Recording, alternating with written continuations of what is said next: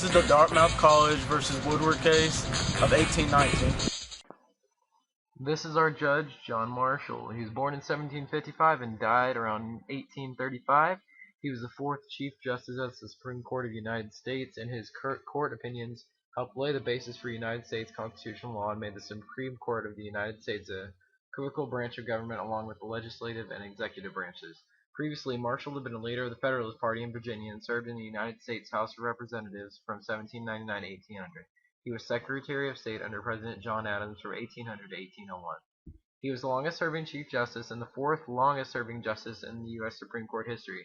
Marshall dominated the court for over 3 decades and played a significant role in the development of the American legal system. Most notably, he reinforced the principle that federal courts are obligated to exercise judicial review by disregarding purported laws if they violate the Constitution.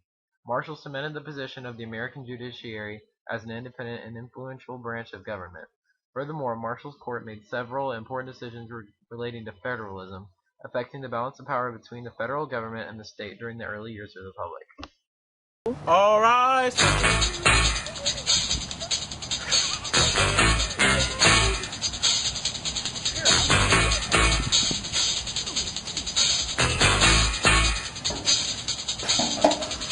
May be seated. This is our representative of Dartmouth College. In 1769, King George III of Great Britain granted this charter to Dartmouth College. This document spelled out the purpose of the school, set up the structure of government, and gave land to the college. In 1816, over 30 years after the conclusion of the Revolution, the legislature of New Hampshire attempted to alter Dartmouth's charter in order to reinstate the college's deposed president, placing the ability to appoint positions in the hands of the governor, adding new members to the Board of Trustees, and creating a state board of visitors with veto power over trustee decisions. This effectively converted the school from a private to a public institution. The college's book of records, corporate seal, and other corporate property were removed. Trustees of the college objected and sought to have the actions of the legislature declared unconstitutional. The defendant can now plead their case. I am representing Dartmouth today, and my school has been a private school since England gave us our charter, and God knows how far back. But our charter cannot be tampered with by the state of Virginia. Thank you. The prosecutor can now prosecute. Order! Okay, prosecute to me. Well, I think that okay.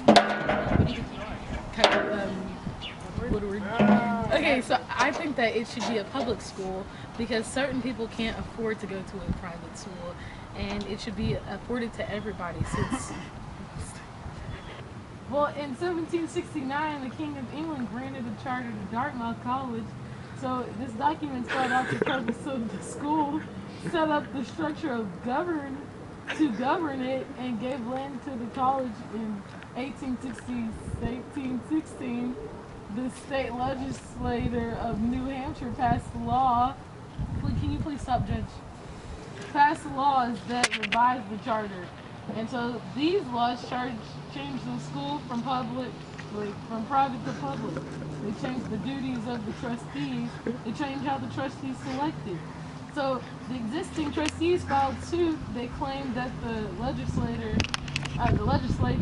violated the Constitution, and that's what I'm trying to explain to you, Judge. They violated the Constitution.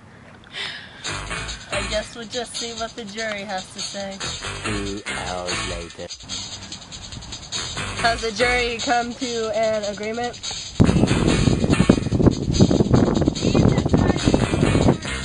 Remain a private college. Court adjourned.